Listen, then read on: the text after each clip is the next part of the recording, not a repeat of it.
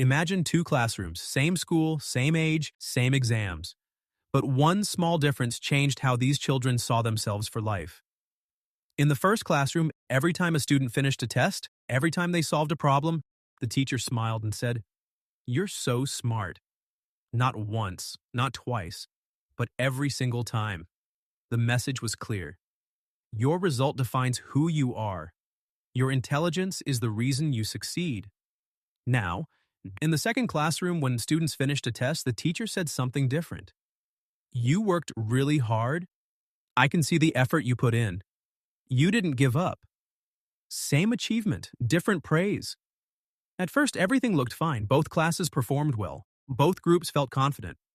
Until one day, the researchers gave them a choice. Three types of challenges: easy, medium, and hard. No pressure, no grades, just a choice. The smart kids walked straight to the hardest one. Of course they did. They had to prove something. But the moment it got difficult, the moment they made mistakes, you could see the shift. They hesitated. They felt uncomfortable. They stopped. Some quietly switched to the easiest task. Others gave up completely. Because in their mind, struggling meant something dangerous. Maybe I'm not that smart after all. Now watch the second classroom. The kids praised for effort also chose the hardest challenge. But when it got difficult, they didn't stop. They leaned in. They tried again. They stayed longer. Not because they were more talented, but because they believed something different. This is hard because I'm learning. If I keep going, I'll figure it out. Same difficulty, completely different response. And here's the key insight.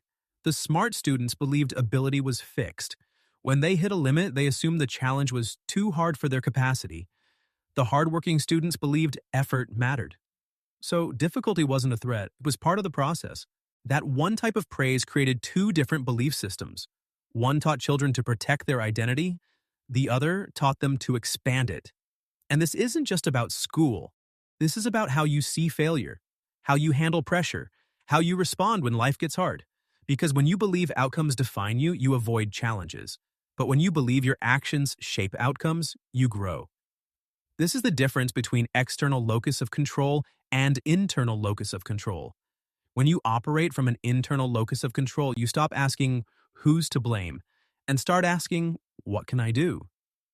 This shift is powerful. Instead of waiting for better conditions, you become the condition. You don't deny reality, you acknowledge it, then take responsibility for your response. People with internal control grow faster because they see mistakes as feedback, not fate. Responsibility feels heavy at first, but it gives you something external control never can: the power to change direction. When you own your role, you own your future.